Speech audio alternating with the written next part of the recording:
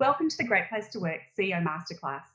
I'd like to begin by acknowledging the traditional owners of the various lands on which we meet today and work, and the Aboriginal and Torres Strait Islander people participating in this webinar. I pay my respects to elders past, present and emerging, and celebrate the diversity of Aboriginal peoples and their ongoing cultures and connections to the lands and waters of Australia. Thank you for joining us for today's Masterclass on Who's Got Talent, the Great Resignation and Virtual Recruitment, with our special guest, Geoff Millar, CEO of the Recruitment Company. As employees begin returning to the office, many are reevaluating their work and personal lives. A global study by Microsoft recently found that 41% of employees are considering quitting their job. For 18 to 25-year-olds, more than half intend to leave.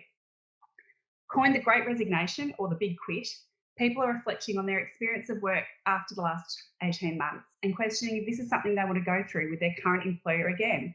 My friend had their internet paid for in personal days. Why didn't I? People are asking. So how do companies hang on to their employees, enable candidates to experience their culture in a hybrid world, and win the war for talent? Well, I'm thrilled to have Geoff Millar, the CEO of the Recruitment Company, Best Workplaces in Australia 2021 winner in the micro category, share his insights with us today. Today's session is the second in our CEO Masterclass series, featuring the leaders at the helm of Australia's #1 micro, small, medium and large best workplaces. Now, before kicking off, I'd like to say a few words about Great Place to Work. Great Place to Work is the global authority on workplace culture. And since 1992, we've surveyed more than 100 million employees around the world and used those deep insights to define what makes a great workplace experience. And it boils down to trust. We help organisations quantify their culture and produce better business results by creating high trust work experience for all employees. Great Place to Work has published the definitive annual list of best workplaces in Australia since 2008, and we use our unparalleled benchmark data to recognise Great Place to Work certified companies and best workplaces in more than 60 countries around the world. Everything we do is driven by our mission to build a better world by helping every organisation become a great place to work for all. Now let me introduce Geoff Millar, CEO of the Recruitment Company. He's based in Sydney and they also have an office in Dublin in Ireland. The Recruitment Company is one of Australia's most awarded recruitment companies, and Geoff has enjoyed a successful career for almost 20 years in recruitment. With only 22 employees, the Recruitment Company is small, but it has created a mighty high trust culture. Across the company's Trust Index employee survey, and that's the tool that Great Place to Work uses to measure employee experience, the Recruitment Company's average score was a whopping 99%. Their results included perfect scores for 54 of our 60 Trust Index statements, including people care about each other here. When I look at what we accomplish, I feel a sense of pride. Management is honest and ethical in its business practices. I'm offered training and development to further myself professionally. I want to work here for a long time. And an unusual and a distinct achievement in the context of the last 18 months, this is a fun place to work. When asked what makes the Recruitment Company a great place to work, one employee responded, genuine flexibility, even before COVID, our strategic coaching system, our focus on innovating through our video tools and our transparency, both internally and externally. Our CEO gives everyone complete visibility on the organisation's finances, goals and strategy. Well, in addition to being recognised as the #1 best workplace in the micro category, the Recruitment Company has been recognised twice as the best workplaces winner in 2012 and 2013. And Geoff was a named runner-up in Talent International's annual recruitment award for the best recruitment agency leader in 2017. Sitting with his partner and 2 children. Welcome, Geoff.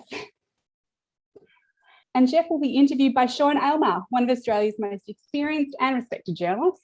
Sean was Senior Editorial Director at Fairfax Media and the most senior journalist in the group. I'd like to welcome Geoff and hand over to you, Sean. Thank you, Sam. That's quite a CV. Geoff, you've done incredibly well, particularly in the Great Place to Work survey. How is it that the Recruitment Company has been so successful, do you think, particularly around its staff? Thank you, Sam, for that introduction. Hopefully I can live up to that.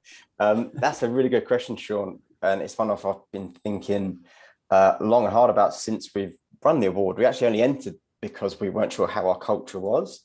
And we really wanted a bit of I suppose, a pulse check on where we were at so we could improve on it. And lo and behold, we won it. So yeah, thinking about it, I think we've done the simple things really well. We recognised many years ago that the choke point of our industry was tenure, and ever since that point, we've worked tirelessly to become a people-focused business. So we set about building what we hope and think is a great company where everyone genuinely wanted to be, and obviously at the core of that is building a great culture. And in thinking about what it is, I wanted to try and give some context to it, that there were 5 things that I think we've done really well.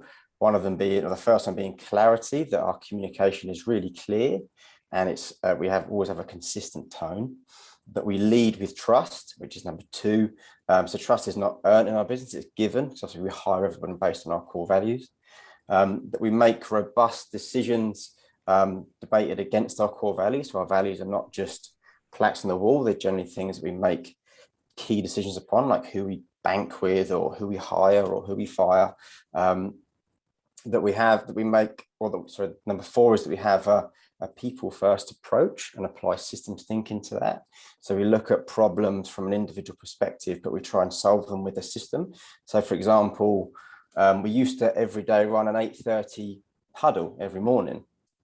But we have a number of people in the team that have got different life pressures, like children or partners that work different roles. So we changed our meeting to 9:37. So that means everyone can still take their child to school, drop them off without the stress of rushing back to get to this meeting, and then still be in our meeting and be fresh for that meeting and be on that meeting and present, rather than worrying about getting the kids off or packing lunches. So that's an example of that. And number 5 is to have a strong and inspiring purpose, a purpose that is bigger than perhaps you as an individual, but something that you feel like you're excited to get out of bed each morning to go and do and deliver upon.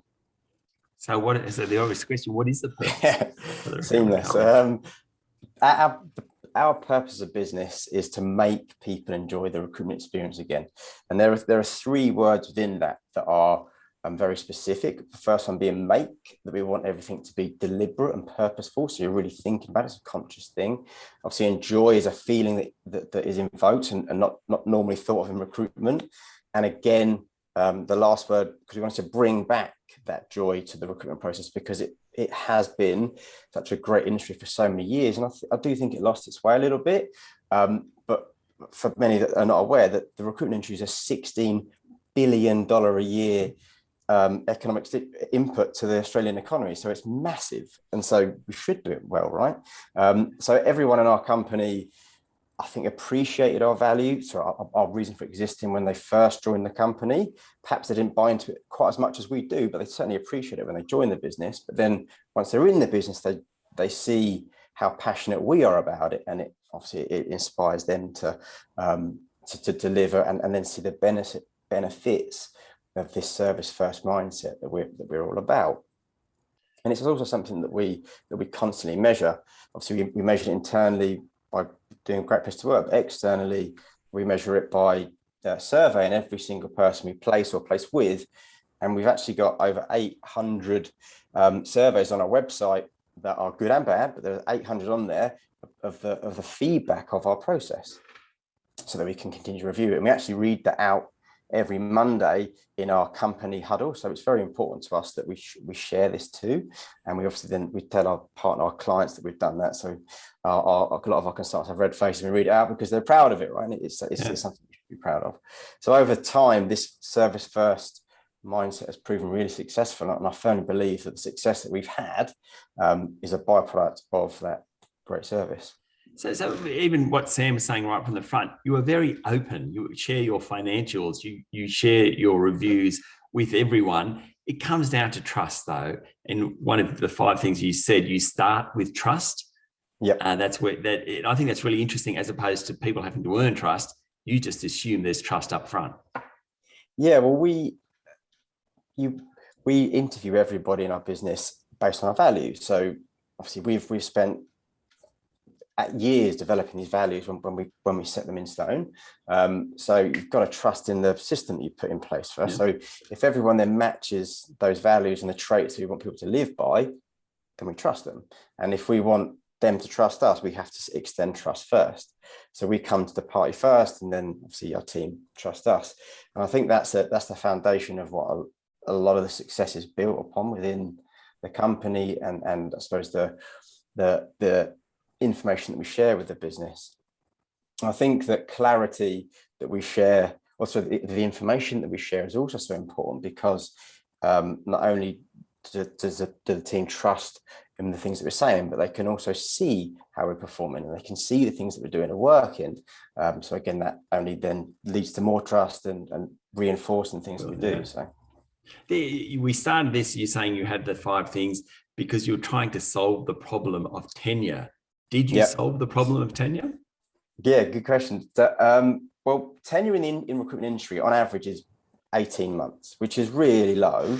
So if you want prosperity out of an employee, a team member, then you really want a minimum of 2 years out of anybody, because obviously the cost of hire is so high, of salary and lost time and training and getting to speed in their delivery capabilities. So to answer your question, yeah, we definitely have delivered on combating that choke point. Our average tenure is over 4 years now. Oh, wow. So it's definitely a major part in the reason for the success we've had, not only as a company but also in our culture, and hence great place to work. Yeah, I mean, in your world, actually knowing someone and understanding them must be so important when you're placing them in a role. And this isn't just the candidates, your clients as well. You need to know and understand your clients. How much harder has that been in a virtual world? It's been a really interesting yet challenging, I suppose, landscape, because we deal with people, and no person is fixed. So everyone has their own mind, and they have their own pressures and fears and perceptions of what's going on in the world. And obviously it's ever changing right now. So those perceptions and fears really come into play.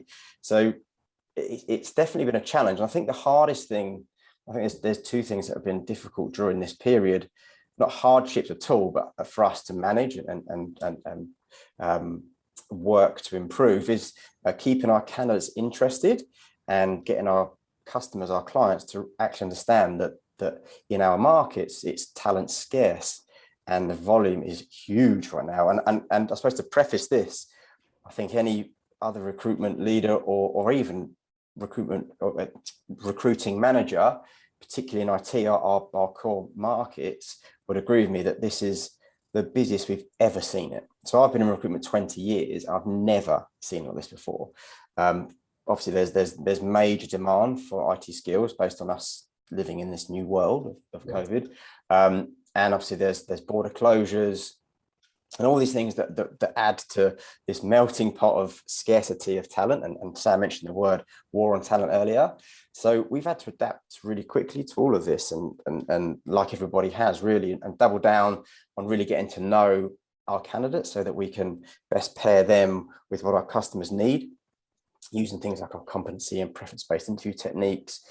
Like everybody has, we switched from video, so from face-to-face meetings to use video tools such as Zoom, like today, or Teams as we use. And whether it be good fortune or not, as a company, we've been developing a product for the last 6 years and enhancing ever since, known as our video recruitment toolkit. And during COVID, it's really found its space. It really has. Obviously, as I mentioned there, video is now front and center for most conversations. So what our toolkit does, it enables our candidates to represent themselves in a more 3D way, so bring their CV to life and give it some personality. And then same for our clients, but it also enables our customer to share more about their companies through that medium of video, whether that be more about the job and the person they're going to be working for, or about their onboarding process. So just to give more back and over engage, because I think what COVID has probably taught all of us, or should have taught all of us, is that as we are more remote, like now, we need to be more engaged. So I think right now we have to be thinking through the process that we have, and are we engaged enough? Is our message coming across the right way, and is it coming across how we want it to come across in this virtual world? Geoff, my CV is dusty, to say the least.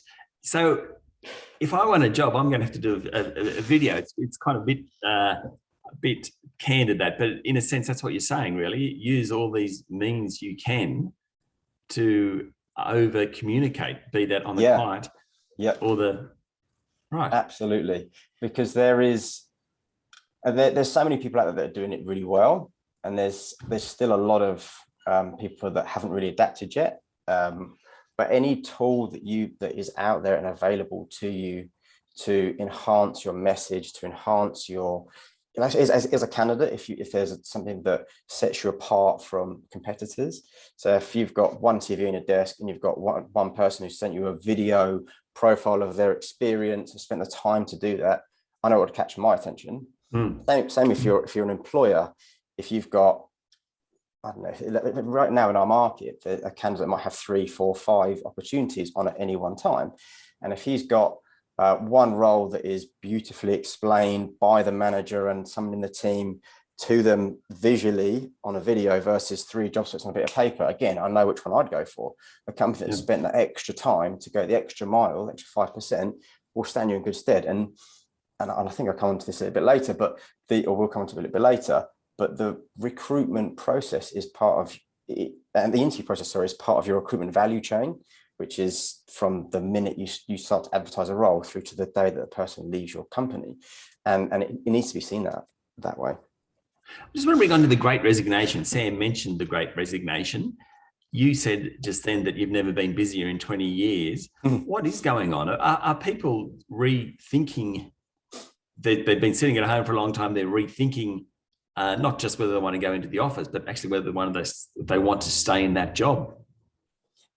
Yeah, I mean, like, we're very fortunate in the fact that we work within IT, and obviously lucky in a certain respects. But I suppose it's what you do with that luck, the return of the luck that we have, which I think we have done well with. So I know there's a lot of other industries out there that have been decimated through COVID, and obviously it's really sad to think about that kind of stuff. But we're fortunate to be in this space. And to answer your question, what has COVID made people think about work? I think it's a really broad spectrum. Like, I was out with a friend on Sunday morning, and we were talking about this too. So you've got two kind of, well, there's lots of things in between on this continuum, but you've got someone that now doesn't ever want to enter another office. They can work from home. They're 110% productive. And in the roles that they're going for now, they can do that. I mean, especially in IT, through to the other extreme of people desperate to get out of their home office when they've got children at home, like me, who are running around your feet. Daddy, mummy, can you help me out with this question? You're not supposed to admit that, Jeff. You're not supposed to admit that. Here, obviously. But I'm a person that loves the hybridness of it, that being in the office and being at home. I love being with people. So you've got the other extreme of getting back into the office. And then in that, you've got people thinking about early retirement. So you've got all these competing things happening, and why people are starting to reassess the balance of what the value work brings to their lives now. So I think that Sam mentioned it at the start, that the Great Resignation is a really, really interesting study. And I read it again at the weekend. It obviously done in America, as Sam mentioned, America's a different landscape to us, right? It isn't like Australia, but you've got to take a lot of these lessons from it. We'd be foolish if we didn't. And as I just mentioned there, COVID's really reimagined not only the workplace, but work-life balance and habits. So I think I said it earlier, but engaging with our teams, therefore looking at our culture, should become the most important thing ever. And I still see this now, that every business leader should see their people as the greatest asset, whereas there are still businesses that don't. So people might look at, my product's my greatest asset. Well, there are lots of other products out there, and you're probably being challenged all the time by other products that are being open at the market. So it's your people that are delivering on that product, or enhancing that product, or selling that product, or supporting that product, that are actually your asset. So I think right now, during the Great Resignation, or the giant quit that Sam mentioned, that we need to be asking questions like, how do we function in this future? Who in my team do I really need? Who's got to be here? And I definitely can't lose them. What do I need to go and talk to them about? What do I need to make sure that they have so I can retain them? But I think that the Great Resignation genuinely is true, but I think it will affect companies in lots of different ways. And that's based largely on how we engage with our people. So I think this is an opportunity before this cloud of COVID hopefully lifts, to really get out there and connect with your people. And now it's an opportunity to protect your team, because you will have a percentage of them apply to this Great Resignation. So the final question then, Geoff, what's being a great place to work mean for the recruitment company? Wow, we're there already. That was quick. Obviously, we don't often get external feedback or recognition from a kind of an overarching business perspective. So it's really incredible to receive that kind of recognition from you guys. Like I said, we didn't enter it to win it, we entered to see how we were doing. And my business partner, Simon, my entire team and I were just so proud and humbled by the award. And it's validated for us the vision that we had all those years ago. And it's been worth the struggles and all the times we've questioned it to be awarded the Great Place to Work for the micro category, best company in Australia. I can't get over that. It's just amazing. But it's also been great to work with you guys. I'm not trying to plug you guys here in any way, but it just has. I didn't expect it. But over the past month, you've helped us create more noise about our business and our brand, and I'll definitely be using that to harness the opportunity to hopefully attract more talent to our company. So thank you, and thank you to my incredible team. You guys have been awesome. Well said. Back to you, Sam. Oh, thank you, Sean. And thank you so much, Geoff. That was, just fantastic to hear from you and learn from you. And look, I'm sure that our community learned as much more from you about creating a high trust culture that employees love at the best workplaces, and also how people can experience the culture in this sort of new hybrid world. So, Geoff, thank you very, very much. Thank you. You thoroughly deserved all your accolades. As I mentioned earlier, today's session is the second in our series of 4 masterclasses with CEOs of the #1 Best Workplaces category winners. So our next masterclass is coming up at 11 o'clock on the 26th of October with Andre Morgan, the brand CEO of Mantle Group. And Sean will be interviewing Andre about Mantle's company culture, as well as how they create unique and special benefits for their employees. So look, just before I sign off, a quick reminder that if you'd like to start your journey to becoming a great place to work and achieving recognition on the 2022 Best Workplaces list, the first step is to get certified. It's an easy 2-step process. So please do refer to the chat for details for where you can join our community, or feel free to contact me via my email address, which is on the next slide. I'm Sam Huddle, and thank you very much for joining us today.